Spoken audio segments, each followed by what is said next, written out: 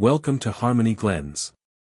The rumble of Betsy, Mark Kowalski's Ford F-250, echoed a little too loudly as he drove through the wrought iron gates that announced Harmony Glens, a premier community. He winced.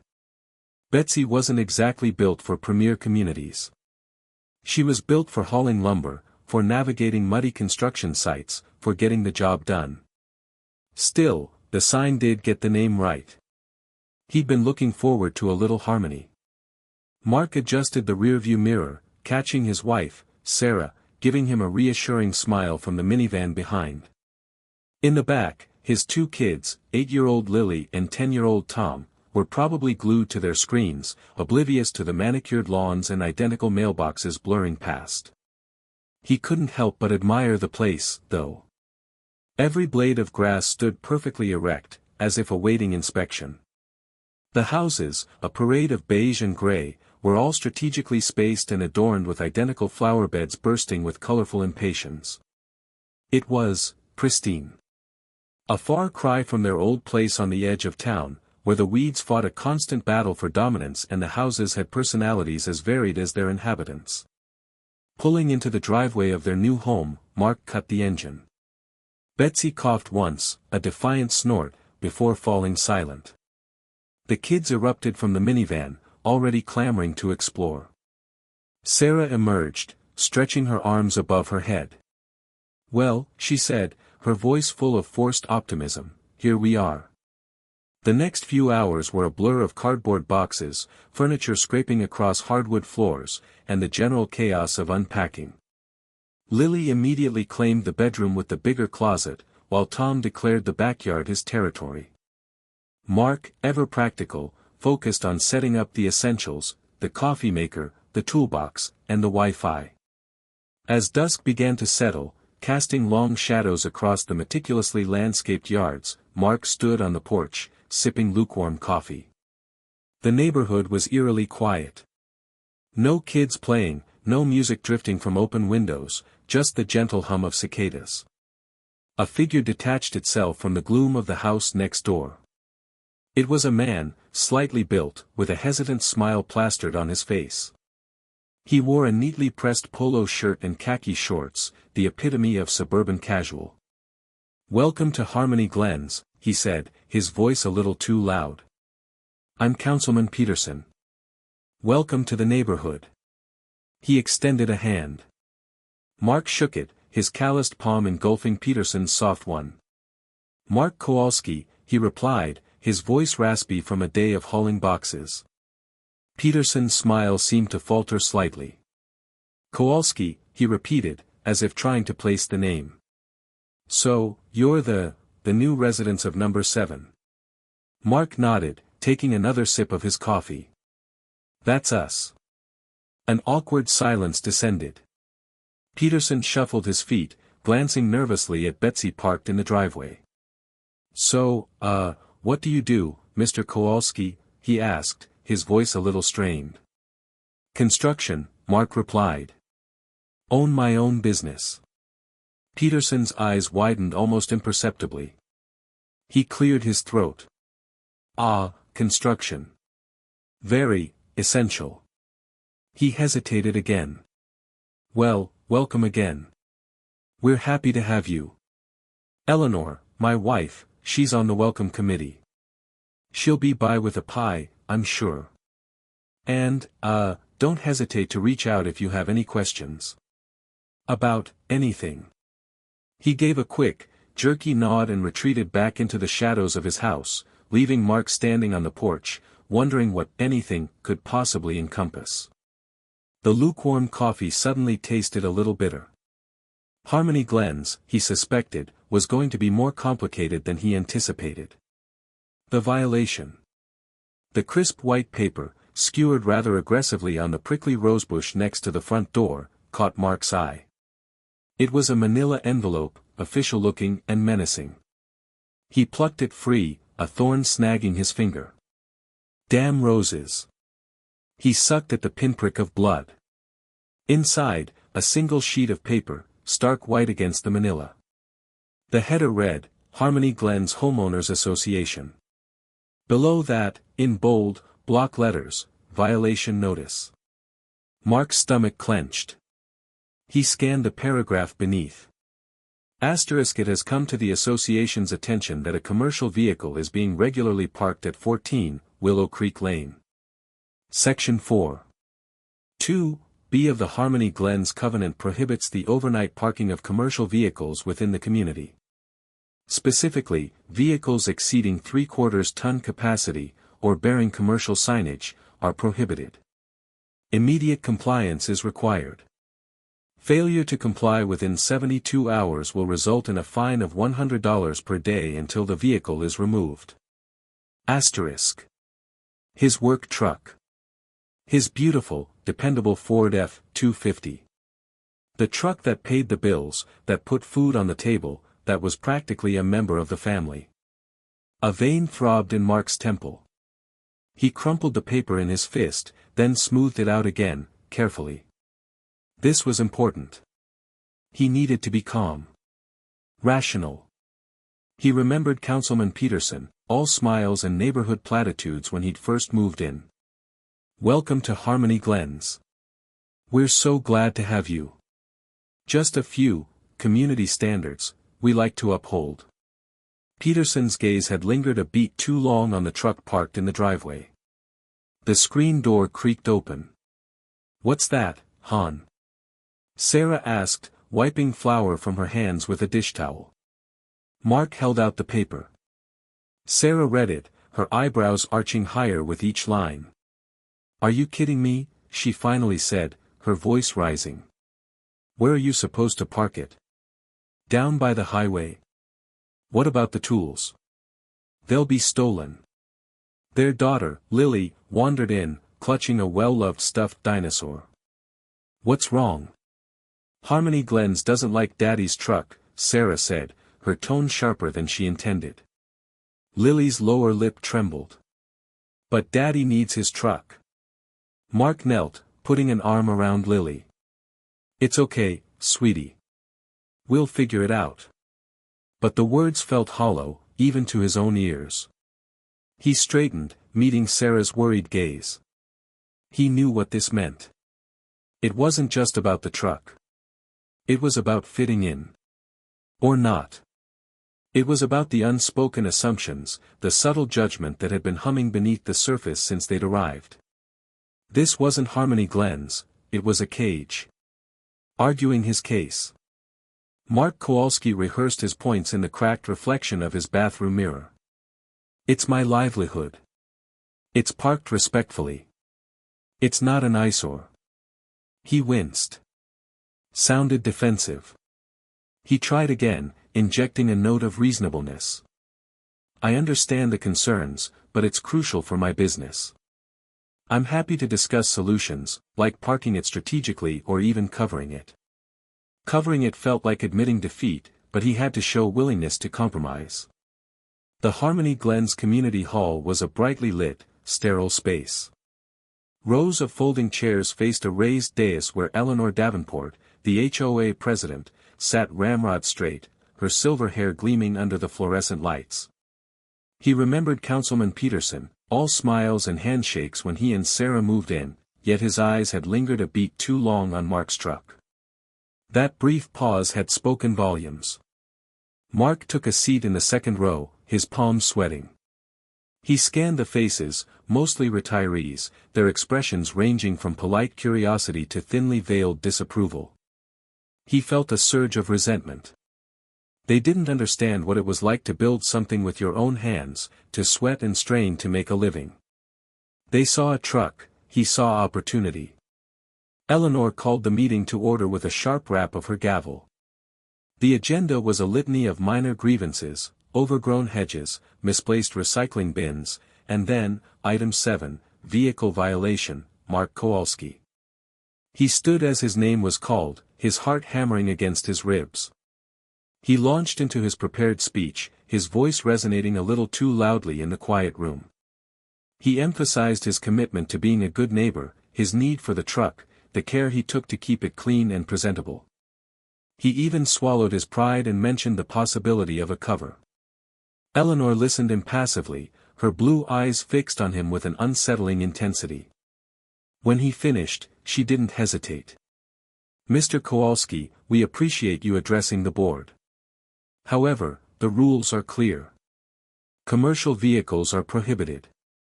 The purpose of this rule is to maintain the aesthetic appeal of Harmony Glens, which directly impacts property values." She paused, then added, her voice softening slightly, "We understand this may be inconvenient, but these regulations are in place for the benefit of the entire community. Perhaps you could explore alternative parking arrangements outside of Harmony Glens?" Mark felt his temper flare. "So, I have to pay to park my work truck somewhere else because it offends your aesthetic sensibilities?" "It's not about offense, Mr. Kowalski," Eleanor said, her voice hardening again. "It's about adhering to the established guidelines that every resident agreed to upon moving in." She looked around the room, her gaze lingering on Councilman Peterson, who avoided eye contact. "We must uphold these standards to preserve the integrity of our community." The room remained silent, waiting. Mark knew he was losing. He could see the unwavering conviction in Eleanor's eyes, the subtle nods of agreement from the other residents. He was an outsider, a disruption to their carefully curated peace. He opened his mouth to argue further, but the words caught in his throat. What was the point? He was alone. The squeeze. The asphalt shimmered under the late morning sun, radiating heat that pressed against Mark's face as he walked. 3 blocks. 3 damn blocks from the cul-de-sac where he needed to be, fixing Mrs. Henderson's perpetually leaky faucet. His toolbox dug into his shoulder, the weight a constant, irritating reminder of the HOA's escalating war. He rounded the corner onto Oak Street, the familiar sight of his battered Ford F-150, a vehicle that had hauled him through thick and thin, through blizzards and droughts, stuck out like a sore thumb amongst the manicured lawns and pristine SUVs. A fresh, bright yellow envelope was tucked under the windshield wiper. He already knew what it was. His stomach twisted. He ripped open the envelope. Fine. Unauthorized vehicle, $150. The ink seemed to mock him. This was the 3rd one this month.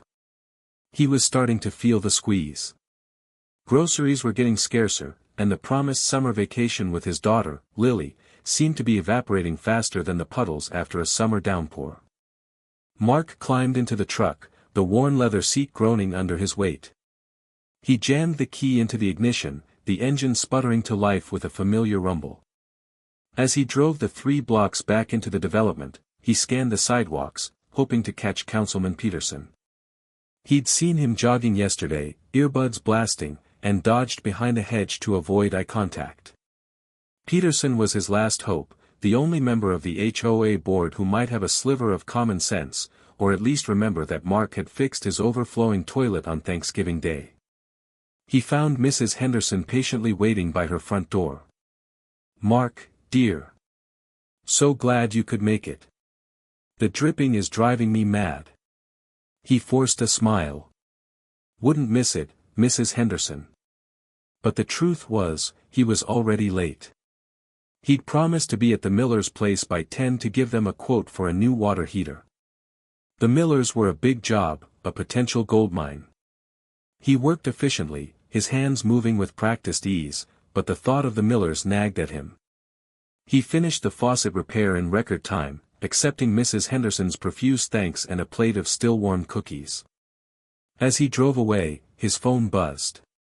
It was a text from Mrs. Miller, * found someone else. Thanks anyway. *. The words hit him like a punch to the gut. That was more than just a lost job, that was a lost opportunity, a deepening of the financial hole he was desperately trying to climb out of. He gripped the steering wheel, knuckles white. The squeeze was tightening, and he didn't know how much longer he could hold on. Considering options. Ms. Chen, her gaze as cutting as polished steel, formed a steeple with her hands. "Mr. Kowalski," she murmured, her tone soothing yet firm, "the HOA agreement's language regarding commercial vehicles possesses interpretive flexibility. They've carved out considerable room for maneuver. She slid the hefty document across the gleaming mahogany. Its sheer size, the minute text blurring under the overhead lights, felt like another jab. So, they can just invent rules on the fly? Mark asked, the edge of his frustration audible. Ms. Chen exhaled, a sound like wind through dry reeds. Not precisely.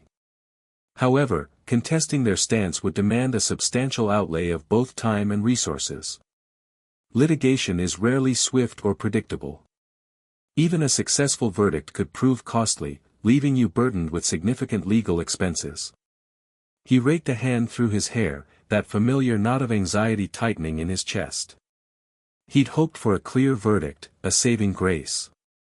Instead, he was mired in a murky bog of legalese.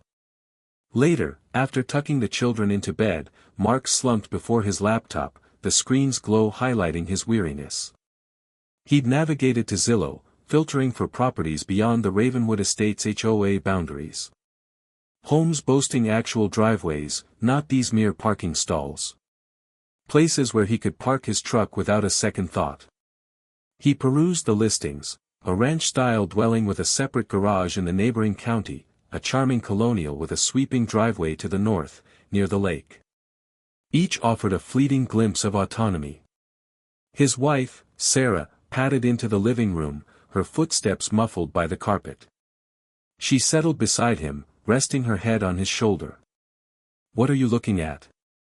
He hesitated, then angled the screen for her to see. "Options," he admitted, the word laden with unspoken meaning. Sarah remained silent for a moment, her fingers tracing patterns on the sofa's well-worn surface. "Options, where?" "Outside Ravenwood," he confessed, his voice a near whisper. "Where they can't dictate my parking. Where we can cultivate a garden without petitioning for every new blossom." He watched her expression, seeking some clue of her thoughts. He understood her attachment to their house, the camaraderie they'd initially embraced. He was threatening the delicate equilibrium they'd established. "The children are so rooted here," she finally said, a touch of sadness coloring her tone. "Their friends, their school. This is—" "I know," he interjected, his voice thick with emotion. "I know it's a big ask. But I'm weary, Sarah. Weary of skirmishing over these trivialities. Weary of feeling like an outsider on my own land." He gestured at the laptop display, the succession of houses blurring across the screen. "Is this community really worth it? Surrendering our serenity for this?"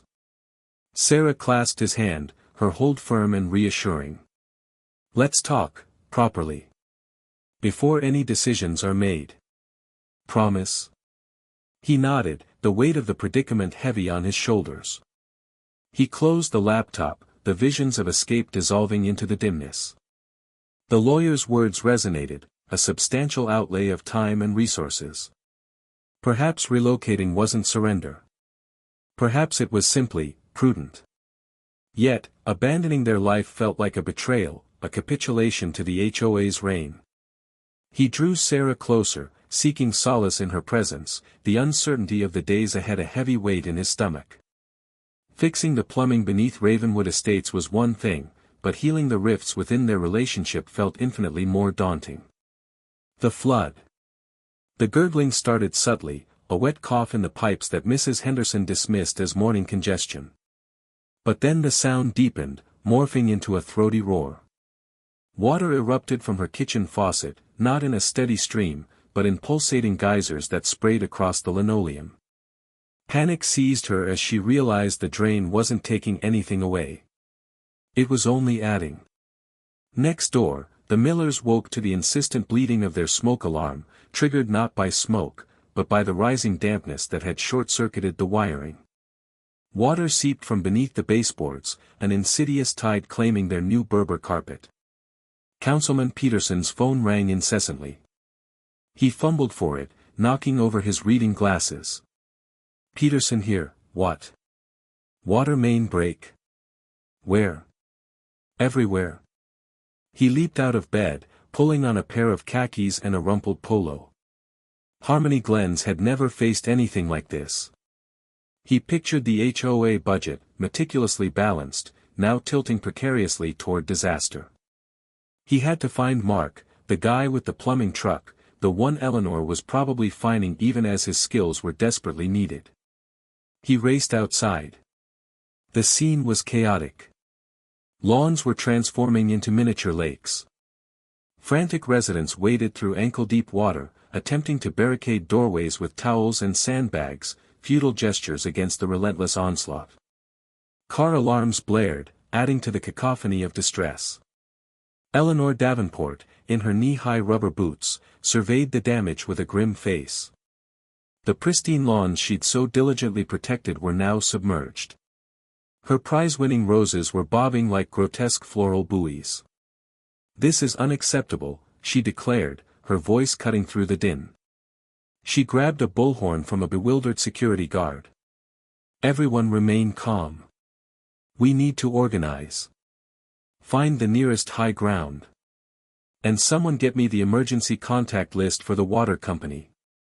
Her years of enforcing lawn gnome regulations had prepared her for this, apparently. She was in her element, a general in galoshes commanding a soggy retreat. Peterson spotted her. "Eleanor. We need to find someone who can fix this. Remember that plumber? Mark, I think his name was. The one with the truck." He swallowed, the words tasting like ash in his mouth. Eleanor's lips tightened. "That commercial vehicle. I hardly think now is the time." She paused, her gaze sweeping across the flooded landscape. "The roses. Oh, the roses." A reluctant flicker of pragmatism crossed her face. "Fine. But he adheres to the HOA regulations regarding parked vehicles immediately after the crisis is averted. Is that understood?" Peterson didn't argue. He nodded vigorously, his heart pounding with a mixture of relief and trepidation. Finding Mark was one thing. Convincing him to help, after the way the HOA had treated him, was another. The flood, it seemed, had merely washed away the surface tensions of Harmony Glens, revealing the deeper, more intractable problems beneath. A plumber's plea. He's on vacation. Vacation? At a time like this? Councilman Peterson bellowed, pacing a muddy circle in the manicured common area. Water gurgled ominously from a fissure in the pavement, snaking towards the meticulously planted rose bushes. His face was a roadmap of stress lines. "Peterson, yelling isn't going to fix it," Eleanor Davenport said, her voice surprisingly calm amidst the chaos. She'd initially been the most vocal about the perceived eyesore of Mark's work truck, but now she was efficiently directing residents to salvage what they could from the rapidly flooding flower beds. "Easy for you to say, Eleanor. Your prize-winning petunias aren't drowning." He ran a hand through his thinning hair. "We need a plumber, and we needed one yesterday. Johnson's out of the country." A small, hesitant voice piped up from the back of the group. "What about Kowalski?" Peterson stopped pacing as if he'd run into a brick wall. "Kowalski? The one with the thing?" "The truck, Councilman," Eleanor corrected sharply. "And yes, Mark Kowalski. He's a licensed plumber, isn't he? Better than waiting for Johnson to send someone from, wherever he is." Peterson's face twisted. Calling Mark Kowalski was admitting defeat, a public acknowledgement that the thing, as he so eloquently put it, might actually be useful. He pictured the truck, its ladder rack glinting defiantly in the sun, a constant reminder of his failed attempt to enforce the HOA's aesthetic regulations. "But, the bylaws." He stammered weakly. Eleanor's patience snapped. "The bylaws aren't going to stop the water from undermining the foundation of Building C, Peterson. Call him. Now." He sighed, the fight draining out of him. He fished his phone from his pocket, his fingers clumsy as he scrolled through his contacts. He found Mark's number, hesitated for another agonizing moment, then pressed the call button. The phone rang 3 times before a gruff voice answered. "Kowalski Plumbing." Peterson cleared his throat. Kowalski, this is Councilman Peterson. We have a situation here at the complex. A water main break. Silence. Peterson could practically feel the animosity radiating through the phone line. Look, Kowalski, he continued, forcing a note of desperate sincerity into his voice. I know we've had our disagreements. But this is an emergency. We need your help. Please. He swallowed hard, the words sticking in his throat. Please, can you come? He held his breath, the gurgling of the water mocking him. Finally, a sigh on the other end. All right, Peterson. I'll be there in 20. The line went dead. Peterson stared at the phone in his hand, a mixture of relief and humiliation washing over him. He'd just begged for help from the man he'd been trying to run out of the neighborhood. He walked back towards the growing puddle, the rose bushes now submerged, a single, crimson bloom bobbing forlornly on the surface. Saving Harmony Glens. Councilman Peterson chewed on his thumbnail, a habit he thought he'd kicked years ago. Eleanor Davenport, bless her sensible soul, had finally managed to get through to Kowalski. He'd refused Peterson's frantic calls, citing prior commitments and, Peterson suspected, sheer spite. Now, all that stood between Harmony Glens and utter pandemonium was Mark Kowalski's grudging willingness to help. The low rumble of a diesel engine cut through the anxious chatter. A collective sigh of relief, laced with varying degrees of resentment, swept through the small crowd gathered near the geyser erupting from the earth. Kowalski's battered Ford F-250, bearing the faded logo of Kowalski Plumbing and Heating, lurched to a halt beside the flooded ditch. It was a familiar sight, one that normally evoked Peterson's ire. Today, it was a symphony. Kowalski climbed out, his face grim but determined. He wore his usual uniform, faded jeans, a grease-stained t-shirt, and work boots that had seen better days.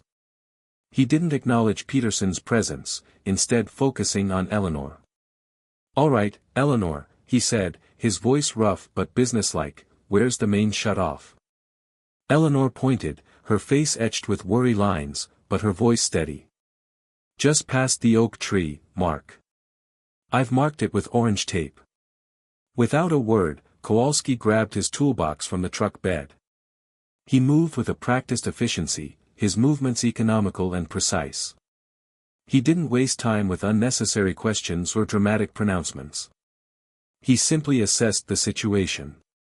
The geyser had already carved a muddy trench around the ruptured pipe, making the area treacherous.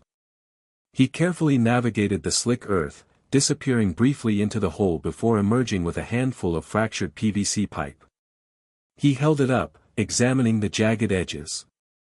Frost damage, he muttered, more to himself than anyone else. Should have insulated this better. He returned to his truck, rummaging through a chaotic jumble of fittings and tools. The residents of Harmony Glens, normally so quick to criticize his truck's appearance, watched in stunned silence. Mrs. Henderson, known for her meticulously manicured lawn and even more meticulously manicured opinions, actually gasped as Kowalski expertly threaded a new section of pipe. Even Peterson, standing on the periphery with his arms crossed, felt a grudging respect begin to simmer. The air filled with the metallic tang of pipe dope and the rhythmic clang of his wrench. Each twist, each connection, was executed with the confidence of someone who knew exactly what he was doing. Kowalski worked with a focused intensity, his brow furrowed in concentration. The only sound was the rhythmic drip, drip, drip of the remaining water, slowly subsiding as he tightened the final fitting. Finally, he stepped back, wiping his brow with the back of his hand. All right, he announced, let's see if this holds. He slowly turned the valve on the main shut-off. A nervous silence descended. The water trickled at first, then flowed steadily, filling the repaired section of pipe. No leaks. No hissing. Just a solid, reassuring flow. A collective cheer erupted from the crowd. Kowalski, seemingly unaffected by the praise, began packing up his tools. He glanced at Peterson, a flicker of something unreadable in his eyes. "Just get someone to backfill that hole," he said, his voice devoid of emotion. "Before someone breaks an ankle." And with that, he climbed back into his truck and drove away, leaving behind a grateful, slightly ashamed, and very relieved Harmony Glens. The geyser was silenced, and for the first time that day, Peterson could breathe easy. He still hated Kowalski's truck, but he had to admit, the man knew his plumbing. A change of heart. A heavy silence descended on Harmony Glens Community Hall, thick and palpable. Mark leaned against the back wall, near the emergency exit, the scent of industrial cleaner and day-old coffee a familiar, if unwelcome, embrace. Above, fluorescent tubes hummed, bathing the assembled residents in a clinical light. He kept his face an unreadable mask, focusing on Councilman Peterson's fidgeting figure at the podium. Peterson's throat clear resonated through the microphone, his unease almost a physical presence. "Friends, neighbors," he began, the booming resonance usually in his voice noticeably subdued. He nervously smoothed back his receding hairline. "As you're all aware, we've encountered certain difficulties as of late." A tick jumped to life in Mark's jaw. Difficulties. A masterclass in understatement. He recalled the last meeting's hostile glares, the near-unanimous vote outlawing his work truck, the veiled derision aimed at his livelihood. Peterson's voice strengthened marginally. The recent crisis with the water main, for example, brought into sharp focus the indispensable role played by skilled tradespeople. His gaze flickered toward Mark, a fleeting moment of eye contact. In particular, the capabilities of Mr. Kowalski. A murmur rippled through the room, a wave of whispered reactions. Eleanor Davenport, perched anxiously on her chair near the front, appeared on the verge of collapsing. Mark remained an unreadable statue, observing. Following careful deliberation and consultation with legal counsel, Peterson announced, regaining a shard of his former authority, "I have decided to rescind the ban on commercial vehicles. Furthermore, on behalf of the council, and, indeed, the entire community, I extend a formal apology to Mr. Kowalski. We acted precipitously. We made a decision without fully grasping the ramifications. In short, we erred." A spattering of applause began, tentative at first, then swelling into a more substantial sound. A surprising warmth bloomed within Mark, an unexpected counterpoint to the lingering resentment. He remained planted, by the exit, reluctant to trust the moment. Peterson descended from the podium, his expression etched with embarrassed contrition. He approached Mark, extending his hand in a gesture of truce. "No hard feelings, Kowalski." Mark hesitated a beat before clasping Peterson's hand. "That's all in the past, Councilman." His grip was solid, his stare direct. Eleanor Davenport shuffled over, her face a carefully constructed facade of reluctant gratitude. "Mr. Kowalski," she said, her voice uncharacteristically hushed, "we are grateful for your assistance. With the water line, that is." She averted her gaze, as if voicing the words caused genuine discomfort. "Happy to assist," Mark answered, startled by the shift in her demeanor. As a throng began to gather, offering their thanks, their regrets, their cautious welcomes, Mark felt a subtle change deep inside. The anger, the lingering bitterness, began to ebb, giving way to a delicate sense of inclusion. He was still the outsider, the blue-collar worker in a sea of manicured lawns and shiny SUVs, but maybe, just maybe, they were finally glimpsing the man beneath the surface, a man who could solve problems, a man whose skills were valued. He even offered a small, authentic smile. Harmony Glen still had a distance to travel, but for the first time, Mark felt a flicker of hope that it could finally be home.